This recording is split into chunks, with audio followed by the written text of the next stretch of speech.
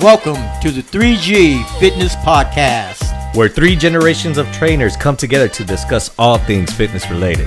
Join us as we share insights, tips, and stories from our diverse experiences as we unravel the secrets of staying fit. Ladies and gentlemen, boys and girls, welcome to the 3Gs of Fitness Podcast. My name is Coach Cisco. I'm Coach Michael. Coach Vic.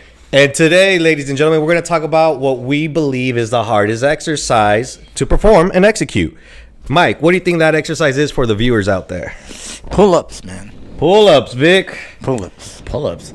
I mean, take it one step further and like a muscle up, but Oh. I mean, the standard of it all is a pull-up is like the most challenging exercise out there. It really is. I mean, a lot of people, I think us as trainers, we've all experienced some of the clients that have never even done a pull-up. Is that correct? Absolutely. Never done a pull-up. Can't even hold on. Can't even hang, let alone do a pull-up. Yeah, well, how many pull-ups can you do, Mike? Oh, look at that smile. Look at that smile. It depends. If I'm heavy, I'll probably do 10. If I cut my weight, I definitely can get 15, maybe 16. So how much can you do right now? Like 6? No, right now I just did 10 the other day. 10, yeah. It's funny because this guy's already like. But then at the same time, you know, I'm not young like you guys. I know. I mean, you guys should be doing like 20, 25, easy. I'm an 8 to 10 guy for sure. No, but I wouldn't do that because Mike, the other day, Mike was showing me his pull-ups, and me and Mike always bicker on how we got introduced to pull-ups for each other, you know, talking about it. Till this day, Mike says that I challenged him. I did not challenge the man. Hey, when you sit there and you tell somebody, hey, I bet you can't even do one pull-up. I didn't. What did I? You One pull-up. One pull-up. You do one pull-up, you'll impress me. Is that a challenge? I said, Mike, if you could do one pull-up, I'd be impressed. And that's a statement. That's not a statement. That's not a challenge. That's a challenge. That's like, He bet you can. If it's a statement, my answer back to you would be, I think I can. Okay. Well, you know, I know we got But then you got that. Well, prove it. I did it. Okay. Anyways, we probably have some video footage. Our lovely producer Vic will maybe shot that in there. Oh, I definitely do. This one was already like, hey. I did some pull-ups and I put a tripod and I recorded it. Can you put it in this video, please? Please. But I didn't use a tripod. Well, no, you I had someone tape it. Oh, there you even better. They witness greatness. So our magical producer is gonna put that thing. But the reason why I wanted to bring Mike into it, Mike, how old are you again? Let the people know. I'm 67, but I always say I'm 68 because I'm at that halfway point. You're at the halfway point. You're rounding up. You're rounding up. So the reason why is like, you know, Mike at 68, me and Vic, we're in our 30s. All of us can at least produce a pull-up, and we're going to show and explain to you guys how we're going to do that. First and foremost, I want to start off with what muscles are being used when we do a pull-up, okay? You guys want to take a wild guess on what muscles are going to be used when we do a pull-up? Your quadriceps? Definitely know your traps. Your traps? Okay. Yeah. Are very important. Maybe your latissimus dorsi? If you know what? To me, this is my method. Okay, some of your method. Okay. If you can do a pull down in the front at close to your weight, close to your body weight, then you should be able to do a pull up. Right. If you can do behind the neck pull downs, and you can come close to your weight, you should be able to do it. But it's not easy. Going back to the muscle groups that you use while doing a pull-up, though. Thank you, Vic. So what muscles are you using when you're doing that? Traps. I feel I'm using my lats. There you and go. my traps. Your lats. I do. I really do. I think those are the two muscles that I think I use. So yes, you're not wrong in all that. So Vic was getting on to the point where the lats, the biceps, and then as Mike would call the traps, the deltoids or rhomboids, those are the main muscle groups that are being worked when we're doing a pull-up. But then there's also another very important one that I remember, I believe a study in 2018 showed this is the muscle that is being engaged the second most when you're doing the pull-up. The second muscle? The second most muscle engaged when you're doing a pull-up. Your core? Exactly. There it is, your core. Well, the core is Yes. it is the core. So because the main reason why is when we're doing a pull up, you guys got to remember you got to be stabilized. Yeah. And that's what we're, and the beauty about this is us as trainers, we probably already engage our core on a regular basis. So we don't think about it like that. But this study was done in 2018. I forgot what university did it, and they pretty much latched up all the things, and they noticed that the core was the second most muscle being recruited during a pull-up. So now, I always tell everybody, the exercises that you recommended was great. The pull-down machine, that's a great way to get started into the motion of it. But when we do a pull-up, we're like hanging and whatnot, and some people tend to swing. So I would always encourage a lot of the clients, a lot of the members that are listening, planks is probably going to be another exercise that you want to incorporate into your routine to help you keep that stabilization straight during a pull-up. Oh, you didn't think about that one, huh? Well, yeah, but I mean, I think doing leg lifts and kick-ups when you're doing them to engage your core. For sure. And but when it comes, so perfect example is this is where I like to distinguish with a lot of my clients is the difference between a plank and say a crunch or a leg lift or anything like that, is that the plank is more of a static hold. So you're in the static position, keeping it tight. It's teaching the body how to engage. The same thing with a deadlift. Right. Deadlift, we got to engage or anything like that as well. So I always tell a lot of the clients that I work with, the plank is always going to be in our routine regardless and whatnot, because that's going to help keep everything lined up and more for form and posture. Whereas a crunch or leg lifts, we're doing a lot of these right here. That's going to give you the aesthetics. That's where if you want that six-pack to show up, that would be, hey, if you want a six-pack to show up, muscles. Yeah, we'll train that version. But if you want a performance improvement, I would go with the plank.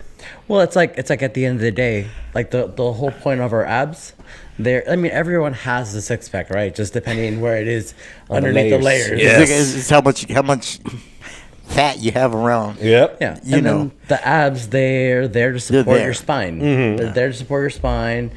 Make sure you're nice and supported, straight, all that stuff. So again, and back to Cisco's point, is that when you're doing a pull up, right? There's the motion itself where you're working the actual muscles, like Mike was saying. So like using like a lat pull down, right? There's different variations. You can train it heavy, you can train it at higher reps. That's always like the first place I say that you would start going, right?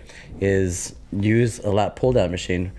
What would be your secondary machine or secondary exercise to train? So I would go with that pull down machine would probably be the primary one. So I agree. I think that should be the first exercise you should do. It's a machine. What about lat pulls?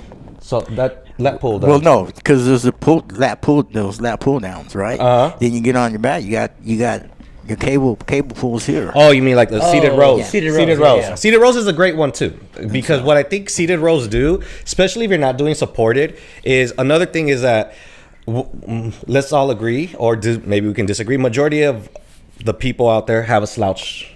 Yes, come with a slouch.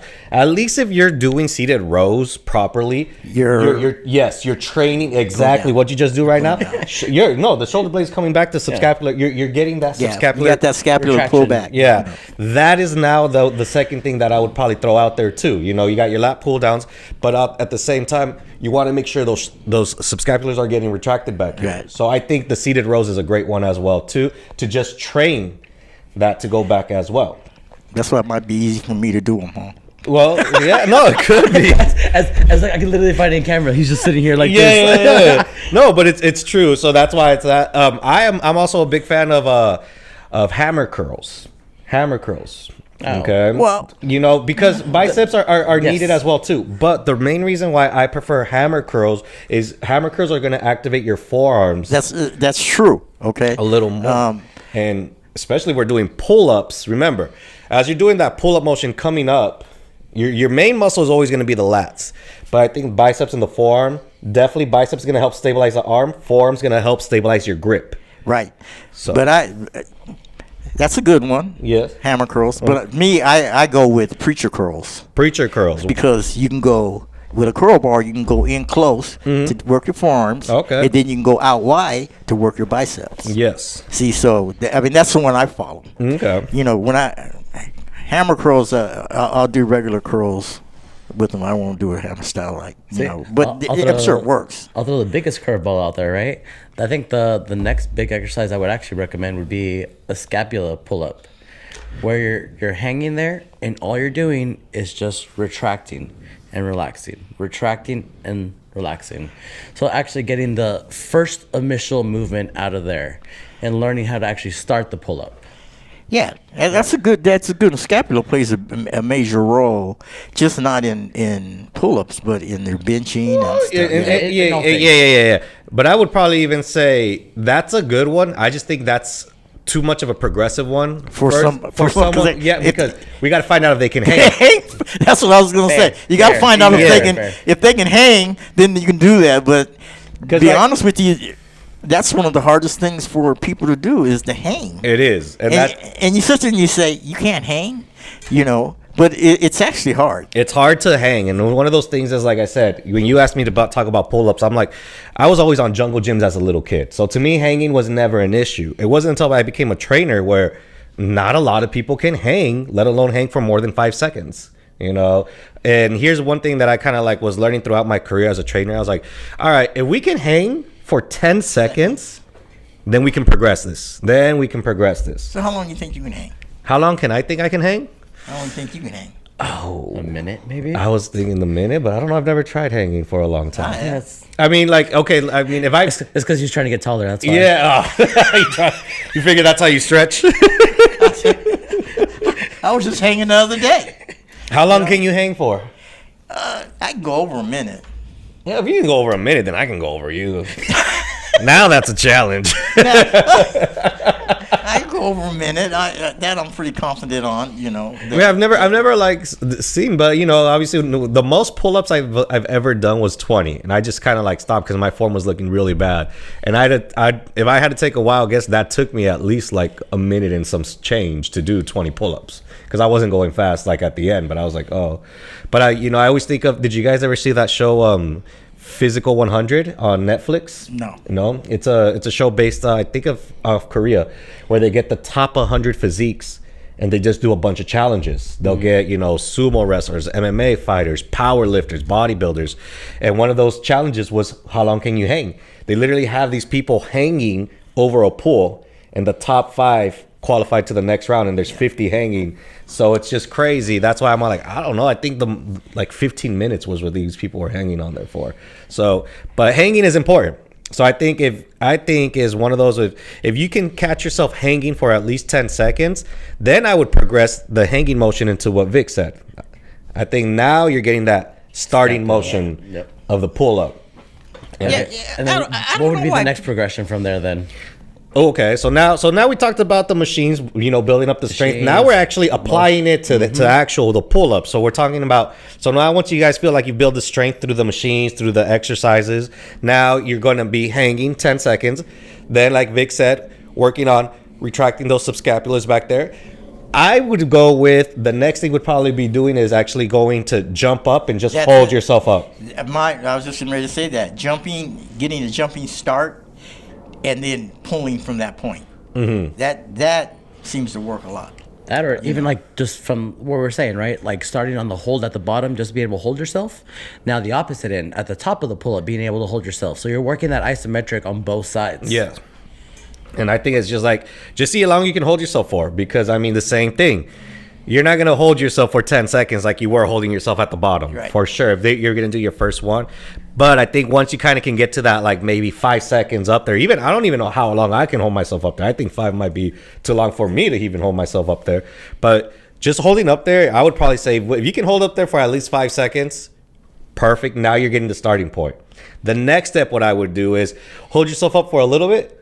And go into negatives. Bring yourself. Yes. Yep. Bring yourself down slowly. Negative pull, yeah. Do slowly and whatnot. I think that whenever it's in my regimen and I'm doing pull-ups, even if I'm doing a little 5x5 situation, just because me, I'm not kind of I don't do 12 to 15 reps or anything. But when I'm on the tail end of my reps, I love to just throw in a negative or two at the end of it, just to really get that last little muscle firing, that last little activation, that last little fatigue, just to really get that muscle worked. Mm-hmm. What about you, Mike? What do you feel about negatives, Mr. Positive? Nah, I don't do them. But do you agree that they're beneficial?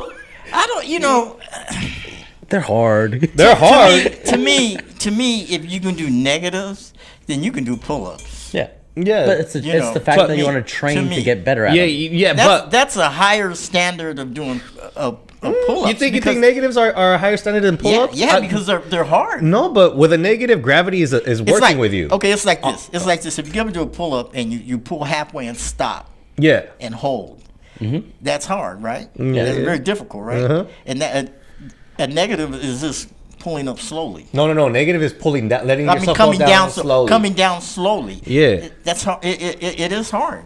But If you can do that, then you can do a pull-up. Well, you're close to doing a pull-up. I would Very say close. you're very close to doing a pull-up because, like I said, now you're training the body to apply all the muscles that we've been doing to apply the actual movement of a pull-up. Yeah. All right. And I'm not saying that you're going to be able to do a pull-up right away. No. Sometimes you might have to practice. It's funny with one of my power lifters, we call them fat man pull-ups, and they're just pretty much inverted pull-ups where you go on a barbell underneath the barbell, and then you're just Yes. So you yes, go. yes. Yeah, So that way your body's training reps, with its own body weight, with its core or anything like that. So that one is a very simple motion. You can just put the barbell around maybe waist level Right.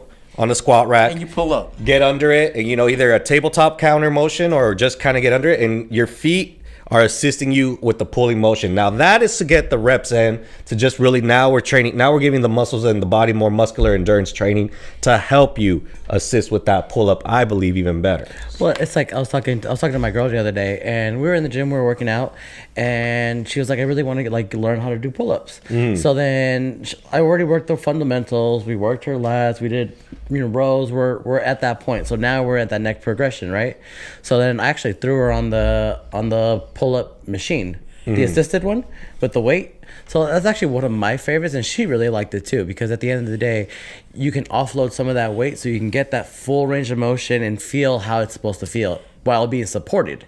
Yes, I love the assisted pull up machine. She asked me if I could do a pull-up. Who, your daughter? Yeah. She goes, I'm learning to do a pull-up, Dad. Can you do a pull-up? And I looked at her and said, yeah. She looked at me like, you can?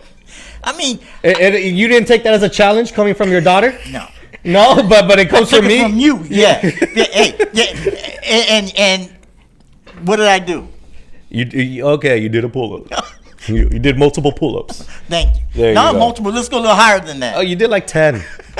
Okay. Big deal. So maybe if you're not at the gym, right, and you don't have the assisted machine, maybe like something I actually like to do with a lot of my clients is a Band-Aid I was pull-up. about to say. So you get like the big long band, wrap it around the bar, put your foot or your knee in there, and then work that progression, because even those bands, there's different like strength levels of it. So there's some that have a little tension, a lot more tension, and give you that support. Now, how long, both of you, if you have a person that can't do a pull-up, can't do a pull-up, okay, how long would you think it would take you to train them to do one? Average? It varies. Yeah, I'm not even going to say, because it does vary depending on their age and where they're at and where their starting point's at. But I would probably say if you give me 4 to 6 months and we really practice what the preaching is, I think we can get it. We can get it within 4 to 6 months. But you're going to have to be consistent. Yes, you have to be super consistent and whatnot, because what I've seen it too is one of my clients, and I'll give him a shout out because he's a stud. Guillermo is 60 years old and whatnot. He's never done a pull up, and within our first year, he was just joking around, and he gets on top of one of the machines that we have that has handles on the top.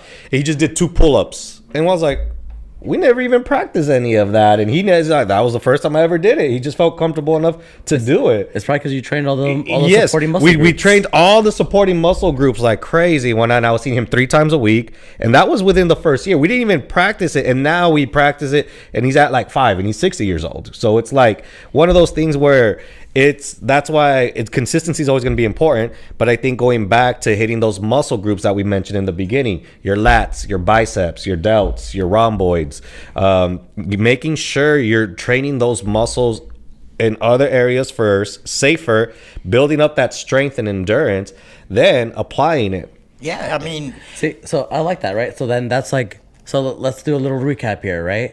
So it goes step 1, train the muscle groups. All the muscle groups that Cisco just said, your traps, your lats, your rhomboids, rear delts, all that. Biceps. And biceps, of course, to these guys. And then after that first initial step, right? Then you start going into some of the fundamental practices. So the holds, the hangs, maybe a little scapula there. And then when all that is, you have that fundamental, right? The next step would be actually applying it to actual pull-ups. And then that's where you can go with like the assisted machine, the assisted bands. You can go with isometrics, and you can go with negatives. And at that point, you're doing reps, and you did it. So, Yeah, it's literally. I mean, it's not easy, but it's consistent work and I like that breakdown. You know, start off training those groups individually. You know, maybe get those muscles activated.